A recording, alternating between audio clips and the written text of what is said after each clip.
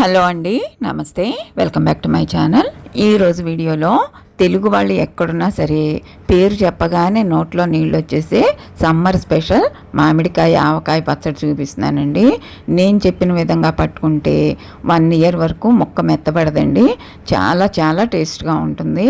ఇంతవరకు ఎప్పుడు పచ్చడి పట్టని వాళ్ళైనా, అలాగే ఇంటికి దూరంగా ఉండే స్టూడెంట్స్, బ్యాచిలర్స్ లాంటి వాళ్ళైనా నేను చెప్పిన విధంగా చాలా ఈజీగా ప్రిపేర్ చేసేసుకోవచ్చండి.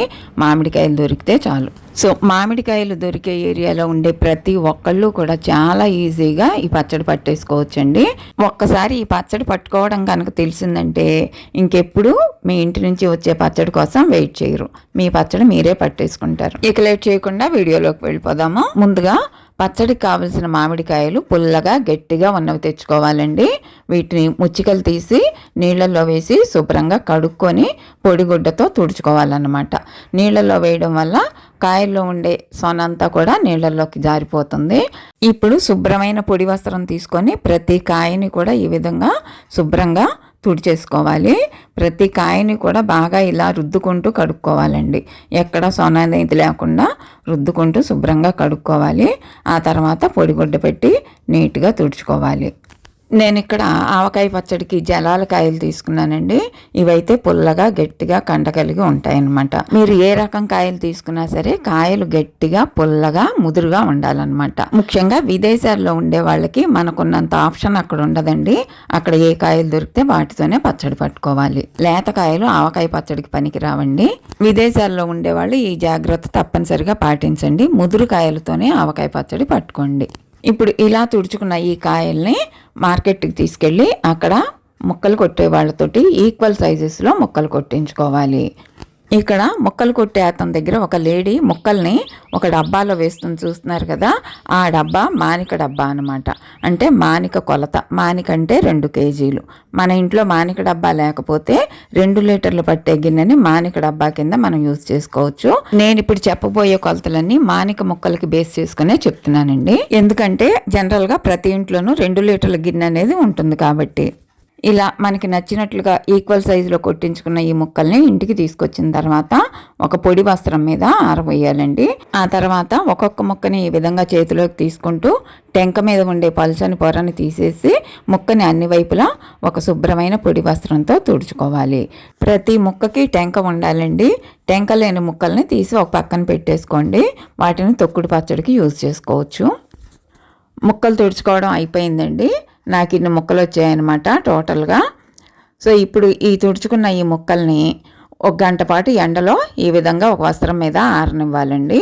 ఎండలో ఎండటం వల్ల ముక్కల్లో ఎక్స్ట్రాగా ఉండే నీరు ఆవిరైపోవడమే కాకుండా ముక్క సంవత్సరం అంతా గట్టిగా ఉంటుందన్నమాట. ముక్కలే కాదండి, ఈ పచ్చడికి యూజ్ చేసే ప్రతి ఐటము కూడా శుభ్రంగా కడిగి తుడిచి ఎండలో ఈ విధంగా ఎండనివ్వాలి. అలాగే ఆవాలు, మెంతులు, వెల్లుల్లి లాంటివి కూడా ఎండలో ఎండబెట్టుకోవాలి. వెల్లుల్లిని గర్భాల కింద ఒలిచి 2-3 స్పూన్ల ఆయిల్ అప్లై చేసి ఈ విధంగా ఎండలో పెట్టుకోవాలి. దానివల్ల మనకి పొట్టు చాలా తేలిగ్గా ఊడొస్తుందండి.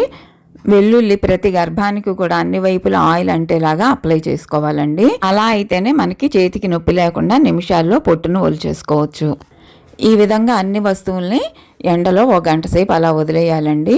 మనకు పచ్చడి పాడవకుండా ఉండాలంటే ఈ జాగ్రత్తలన్నీ తప్పనిసరిగా తీసుకోవాలి. మిక్సీ జార్లు, జల్లెడతో సహా ఎండలో పెట్టుకోవాలి. ఈ విధంగా ఆయిల్ అప్లై చేసి 1 గంట పాటు ఎండలో పెట్టిన వెల్లుల్లిని ఏదైనా ఒక కాటన్ బ్యాగ్లో వేసుకొని మూటలాగా కట్టి నేలకేసి ఒక 2 నిమిషాల పాటు మెత్తని దెబ్బలు కొట్టాలండి. మరీ గట్టిగా కొట్టకూడదు, వెల్లుల్లిపాయలు చితికిపోతాయి. కాస్త స్మూత్గా నేలకేసి నేను ఇక్కడ వీడియోలో చూపిస్తున్న విధంగా వేసి కొడుతూ ఉంటే వెల్లుల్లి మీద పొట్టు దానికదే ఊడిపోతూ ఉంటుంది. మధ్యలో ఒకసారి చూసుకోవాలండి. ఒకసారి చూద్దాము. చూడండి, చాలా వరకు పొట్టు ఊడిపోయింది కదా, ఇంకా కొద్దిగా ఉంది. సో మళ్ళీ ఇందాకట్లాగానే మెత్తని దెబ్బలు మరో 2 నిమిషాలు ఈ విధంగా నేలకేసి కొట్టాలి. చాలా ఈజీగా వచ్చేస్తుందండి. మళ్ళీ చూద్దాము. ఇప్పుడు చూడండి, చాలా వరకు వచ్చేసిందండి. ఇక ఏం లేదు. ఇప్పుడు వీటిని చెరుక్కోవటమే. చెరుక్కుంటే పొట్టు అంతా కూడా వెళ్ళిపోతుంది. మనకి చక్కగా వెల్లుల్లి గర్భాలు నీట్గా వచ్చేస్తాయి అన్నమాట. దీనివల్ల మనకి చేతికి నొప్పి లేకుండా ఎన్ని వెల్లుల్లిపాయలైనా ఈ విధంగా మనము నిమిషాల్లో పొట్టు చేసుకోవచ్చండి. నేను చెప్పిన కొలతలతో పెట్టుకుంటే ఎన్ని కేజీల పచ్చడైనా చాలా ఈజీగా పట్టేసుకోవచ్చు. ఇక పచ్చడి ప్రిపరేషన్లోకి వెళ్ళిపోదామండి. నేను ఇక్కడ 2 మానికల ముక్కలకి చూపిస్తున్నాను, అంటే 4 కేజీల ముక్కలు అనమాట. దీనికి కావాల్సిన అన్ని పదార్థాలు కూడా రెడీగా చేతికి అందుబాటులో పెట్టుకోవాలి. ముందుగా నేను దబరా గిన్నెలోకి మామిడికాయ ముక్కలు యాడ్ చేస్తున్నానండి. ఇది 2 లీటర్ల గిన్నె అనమాట. ఇది మానిక కొలత. దీంతో నేను 2 గిన్నెలు మామిడికాయ ముక్కలు తీసుకుంటున్నాను. అంటే 4 కేజీల ముక్కలకి నేను ఇక్కడ కొలతలు చెప్తున్నానండి. కాయలు లెక్కొస్తే పెద్ద సైజు కాయలు అయితే 4 కాయలకు ఒక మానిక ముక్కలు అవుతాయండి. చిన్న సైజు కాయలు అయితే 7 నుంచి 8 కాయలకి మానేడు ముక్కలు అవుతాయండి. ఇప్పుడు ఈ ముక్కలకి ముందుగా 2 స్పూన్ల పసుపు యాడ్ చేస్తున్నాను. పసుపు ముక్కలన్నిటికీ పట్టే విధంగా బాగా కలుపుకోవాలి.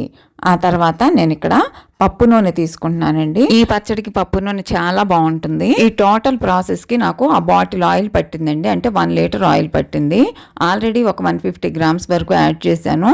ఆ వీడియో క్లిప్ మిస్ అయిందని మీకు కొద్దిగా యాడ్ చేసి చూపిస్తున్నాను. పసుపు నూనె బాగా ప్రతి ముక్కకి పట్టే విధంగా బాగా కలుపుకోవాలి. ఇక్కడ చూస్తున్నారు కదా దబరా అడుగున ఆయిల్. ఆ వీడియో క్లిప్ మిస్ అయిందండి. ఆల్రెడీ 150 to 200 గ్రామ్స్ వరకు యాడ్ చేసి ఉంటాను. పసుపు నూనె ప్రతి ముక్కకి పట్టే విధంగా ముక్కల్ని బాగా కలుపుకోవాలి.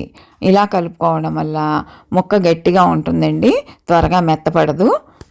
ఇప్పుడు ఈ ముక్కలకి మిగిలిన పదార్థాలు యాడ్ చేద్దాము. ముందుగా ఈ డబ్బా చూడండి, ఇది బియ్యం కొలుచుకునే డబ్బా. దాదాపు ప్రతి ఇంట్లోనూ ఉంటుంది. అది సుమారుగా 1/2 కేజీ ఉంటుందండి. ఈ డబ్బాతో ముందుగా నేను సాల్ట్ యాడ్ చేస్తున్నాను. నేను ఇక్కడ పొడి ఉప్పు వాడుతున్నానండి. కల్లుప్పు అయితే కనుక మానకి డబ్బా చొప్పున 2 డబ్బాలు ఉప్పు వేసుకోవచ్చు. నేను ఇక్కడ పొడి ఉప్పు తీసుకున్నాను కాబట్టి 1.5 డబ్బా తీసుకుంటున్నాను. ఉప్పు తగ్గితే మనం తర్వాత అయినా యాడ్ చేసుకోవచ్చండి, ముందే ఎక్కువ యాడ్ చేయొద్దు. నేను ఇక్కడ 1.5 డబ్బా పొడి ఉప్పు తీసుకున్నా. కల్లుప్పు అయితే కనుక 2 డబ్బాలు తీసుకోవాలి. కారం యాడ్ చేస్తున్నానండి. ఈ కారం బళ్ళారికాయలు గుంటూరు కాయలు కలిపి ఆడిచ్చిన కారం అన్నమాట. ఇది 2 డబ్బాలు తీసుకుంటున్నాను. బళ్ళారి కారం రంగు ఉంటుంది, గుంటూరు కారం ఘాటు ఉంటుంది కాబట్టి 2 అవి సగం ఇవి సగం మిరపకాయలు మరాడించుకొని పట్టించుకున్న కారం అన్నమాట. సో ఆ కారం 2 డబ్బాలు తీసుకున్నాను. అలాగే ఇప్పుడు పచ్చి ఆవాల్ని మిక్సీ చేసుకొని పౌడర్ చేసుకున్న ఆవపిండి అండి. ఈ ఆవపిండిని 1 డబ్బా ఫుల్గా తీసుకుంటున్నానండి, 2వ డబ్బా సగం తీసుకుంటున్నాను. అంటే 1 మానిక ముక్కలకి 3/4 డబ్బా ఆవపిండి, 1/4 డబ్బా మెంతిపిండి. నేను ఇక్కడ 2 మానికల ముక్కలు తీసుకున్నా కాబట్టి 1.5 డబ్బా ఆవపిండి, 1/2 డబ్బా మెంతిపిండి తీసుకుంటున్నా. ముందుగా 1 డబ్బా ఆవపిండి యాడ్ చేశానండి, రెండోది సగమే తీసుకుంటున్నా, 1/2 డబ్బానే తీసుకుంటున్నా. చూస్తున్నారు కదా, ఆ మిగిలిన గ్యాప్ నేను మెంతిపిండి తీసుకుంటాను. అంటే మెంతుల్ని మాత్రం దోరగా వేయించుకొని మంచి సువాసన వచ్చే వరకు వేయించుకోవాలండి. దాన్ని మిక్సీ పట్టుకున్న పొడి అనమాట. అంటే వేయించి పొడి చేసుకున్న మెంతిపిండి 1/2 డబ్బా, మొత్తం కలిపి ఆవపిండి మెంతిపిండి కలిపి 2 మానికలకి 2 డబ్బాలు, అంటే 1.5 డబ్బా ఆవపిండి, 1/2 డబ్బా వేయించి పొడి చేసుకున్న మెంతిపిండి. ఇప్పుడు 25 గ్రామ్స్ వరకు పచ్చి మెంతులు యాడ్ చేస్తున్నానండి. ఈ మెంతులు పచ్చట్లో నానిన తర్వాత చాలా బాగుంటాయండి. కొంతమంది పచ్చి శనగలు కూడా యాడ్ చేస్తూ ఉంటారు. అలాంటి వాళ్ళు కూడా ఈ స్టేజ్లోనే పచ్చి శనగలు యాడ్ చేసుకోవచ్చు. ఇప్పుడు వెల్లుల్లిపాయలు యాడ్ చేస్తున్నానండి. పొట్టు తీసుకున్న వెల్లుల్లి గర్భాలు 2 డబ్బాలు యాడ్ చేస్తున్నాను. మానకి 1 డబ్బా వెల్లుల్లి అండి. సో 2 మానికలు తీసుకున్నా కాబట్టి 2 డబ్బాల వెల్లుల్లి గర్భాలని యాడ్ చేస్తున్నాను. ఉప్పు తప్ప మిగిలినవన్నీ ఇవే కొలతలండి. ఉప్పు మాత్రం ఎందుకు చెప్తున్నానంటే మామిడికాయలో ఉండే పుల్లదనాన్ని బట్టి ఉప్పు అనేది కాస్త తగ్గుతూ పెరుగుతూ ఉంటుందన్నమాట. సో ముందే ఎక్కువ వేసుకోకుండా మనం తగ్గించి వేసుకుంటే 3వ రోజు కలుపుకునేటప్పుడు ఏమైనా పడితే మళ్ళీ అడ్జస్ట్ చేయొచ్చు అనమాట. ఇప్పుడు ఈ ముక్కలన్నిటిని కూడా బాగా కలుపుకోవాలి. అన్ని పొడులు కూడా ముక్కలకి పట్టే విధంగా బాగా కలుపుకోవాలి. ఇప్పుడు ఆయిల్ యాడ్ చేస్తున్నానండి. ఇందాక ముక్కలకి యాడ్ చేసిన ఆయిల్ కాకుండా మిగిలిన ఆయిల్ అంతా కూడా ఇప్పుడు నేను దీంట్లో కలిపేస్తున్నాను. 2 మానికల ముక్కలకి కరెక్ట్గా 1 కేజీ నూనె పడుతుందండి నాకైతే. ఇక్కడ చూస్తున్నారు కదా, ఈ బాటిల్ మొత్తం ఇప్పుడు కలిపేశాను. ఇప్పుడు ఆయిల్ ముక్కలు బాగా కలిసే విధంగా మళ్ళీ ముక్కల్ని బాగా కలబెట్టుకోవాలి. ఈ విధంగా బాగా కలుపుకున్న తర్వాత ఈ పచ్చడిని డ్రైగా ఉండే జాడీలో కానీ ప్లాస్టిక్ కంటైనర్స్లో కానీ షిఫ్ట్ చేసుకోవాలి. ముందుగా అడుగు భాగంలో మరికొంత ఆయిల్ యాడ్ చేసుకోవాలి. ఆ తర్వాత ఈ పచ్చడిని దాంట్లోకి షిఫ్ట్ చేసుకోవాలి. మెటల్ కంటైనర్స్లో మాత్రం అస్సలు ఉంచకండి. పచ్చడి కలుపుకునే వరకు మెటల్ కంటైనర్స్ వాడుకోవచ్చు, కానీ నిలవ పెట్టుకోవడానికి అస్సలు పనికిరావండి. సో కలుపుకున్న వెంటనే పచ్చడిని జాడీలో కానీ ప్లాస్టిక్ కంటైనర్స్లో కానీ గ్లాస్ కంటైనర్స్లో కానీ షిఫ్ట్ చేసేయండి. ఎందుకంటే ఈ పచ్చడిలో ఉండే ఉప్పు పులుపు వల్ల మెటల్ కంటైనర్స్కి చిలుం పట్టేసి దానివల్ల పచ్చడి పాడైపోయే అవకాశం ఉంది. మెటల్ వాటిల్లో మాత్రం 3వ రోజు వరకు కూడా వద్దండి. నేనైతే ఇలా ప్లాస్టిక్ డబ్బాలోనే 10-15 డేస్ వరకు ఉంచేస్తానండి. ఎందుకంటే కలుపుకోవడానికి కూడా ఈజీగా ఉంటుంది, మన కళ్ళకు కూడా బాగా క్లారిటీగా కనిపిస్తుంది అనమాట. సో పచ్చడి అంతా కూడా నేను డబ్బాలోకి ట్రాన్స్ఫర్ చేసేసానండి. మూత పెట్టేసి ఓ పక్కన పెట్టేస్తాను. ఇప్పటికైతే పచ్చడి పట్టుకోవడం అయిపోయినట్టే. మరి ఇప్పుడైతే పచ్చడి కలిపిన దబరాన్ని ఊరికే వదిలేస్తామా? అందులో అన్నం కలుపుకొని తింటేనే కదా ఆవకాయ పచ్చడి పట్టామన్న ఫీలింగ్ వచ్చేది. పిల్లలు ఉన్నప్పుడైతే పిల్లలకి చెరవ ముద్ద పెడుతూ నేను కూడా తినేదాన్ని. ఇప్పుడైతే పిల్లలు పెళ్ళిళ్ళు అయిపోయి దూరంగా ఉన్నారు కాబట్టి ఈ అన్నం అంతా నేనే తింటున్నానండి. సూపర్గా ఉంది. కొత్త ఆవకాయ మజానే వేరనమాట. 2వ రోజు చూస్తున్నానండి. అసలైతే 3వ రోజు చూస్తారు. నేనైతే ఎగ్జైట్మెంట్ ఆపుకోలేను. 2వ రోజు కూడా చూస్తాను. కొద్దిగా ఈ రోజు కూడా కలుపుకుంటానమాట. 3వ రోజు ఫైనల్గా సాల్ట్ చెక్ చేసుకొని ఏమైనా పడితే అడ్జస్ట్ చేసుకుంటా. 2వ రోజు కల్లా చూడండి ఆయిల్ కొంతవరకు పైకి వచ్చింది కదా.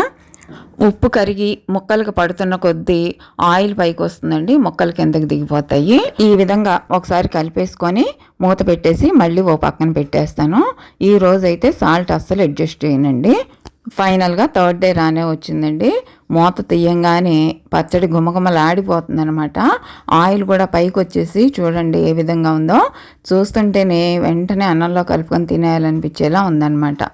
సో ఈరోజు మొత్తంగా మళ్ళీ బాగా కలుపుకొని సాల్ట్ చెక్ చేసుకొని ఒకవేళ అవసరమైతే కొద్దిగా యాడ్ చేసుకుంటానన్నమాట. ముందే చెప్పినట్లుగా సాల్ట్ అనేది మామిడికాయల్లో ఉండే పుల్లదనాన్ని బట్టి ఉంటుంది. మిగిలినవన్నీ ఇవే కొలతలండి. సాల్ట్ అనేది మాత్రం చూసుకోండి. ఎందుకంటే పచ్చడి పాడయ్యే ప్రమాదం ఉన్న మెయిన్ అంశం సాల్టే అనమాట. అలాగే పచ్చడి మీద ఆయిల్ ఎప్పుడు కూడా తేలుతూ ఉండాలండి. అదొకటి గుర్తుపెట్టుకోండి. ఒకవేళ మీకు సరిపోలేదు అనిపిస్తే మరి కొద్దిగా ఆయిల్ యాడ్ చేసుకోండి. నాకైతే అన్నీ కరెక్ట్గా సరిపోయాయండి. నేను ఎప్పుడు ఈ కాయలతోనే పడతాను కాబట్టి సాల్ట్ కొలత కూడా నాకు తెలిసిపోతుంది. నాకైతే అన్నీ కరెక్ట్గా సరిపోయాయండి. మీరు తీసుకున్న కాయల్ని బట్టి ఇంకొద్దిగా పడుతుంది అనిపిస్తే కొద్దిగా యాడ్ చేసుకోండి. ఇప్పుడు ఏదైనా పొడి వస్త్రంతో కానీ టిష్యూ పేపర్తో కానీ సైడ్స్ క్లీన్ చేసుకొని మూత పెట్టి ఓ పక్కన పెట్టేసుకోవాలి. పచ్చళ్ళ కంటైనర్స్ ఎప్పుడు కూడా నీట్గా ఉంచుకోవాలండి, లేకపోతే ఫంగస్ వచ్చేస్తుంది. నేను ఈ పచ్చడిని ఈ డబ్బాలోనే 10-15 డేస్ వరకు ఉంచుతానండి. ఆ తర్వాత కొద్దిగా ఒక గ్లాస్ కంటైనర్లోకి తీసుకొని మిగిలింది పిల్లలకి పార్సిల్ చేసేస్తాను. పచ్చడి ఎంతకాలమైనా పాడవదండి, సంవత్సరాల పాటు నిల్వ ఉంటుంది. వేరే గ్లాస్ బాటిల్స్లోకి తీసుకొని ఫ్రిడ్జ్లో పెట్టుకుంటే రంగు కూడా చెక్కు చెదరకుండా ఉంటుందండి. ఈసారి ఏమాత్రం టెన్షన్ లేకుండా ఈ కొలతలతో ఆవకాయ పచ్చడి పట్టుకోండి. చాలా చాలా టేస్ట్గా ఉంటుంది. చదువుకుంటూ హాస్టల్స్లోనూ రూమ్స్లోనూ ఉండే పిల్లలు కూడా సూపర్ మార్కెట్ నుంచి రెడీమేడ్గా పొడులు తెచ్చేసుకొని చాలా ఈజీగా ఈ పచ్చడి కలిపేసుకోవచ్చండి. చూస్తున్నారు కదా, కొద్దిసేపటికే పచ్చడి అంతా సెట్ అయిపోయి ఆయిల్ ఎలా పైకి వచ్చేసిందో. ఓకే అండి, వీడియో చూసినందుకు ధన్యవాదాలు. ఈ వీడియో మీకు నచ్చినట్లయితే తప్పకుండా లైక్ చేయండి. అలాగే మీ అభిప్రాయాలను కామెంట్ సెక్షన్లో షేర్ చేయండి. మరిన్ని వీడియో అప్డేట్స్ కోసం నా ఛానల్ సబ్స్క్రైబ్ చేయడం మాత్రం అస్సలు మర్చిపోకండి. మరో మంచి వీడియోతో మీ ముందు ఉంటాను. అంతవరకు సెలవండి మరి. నమస్తే.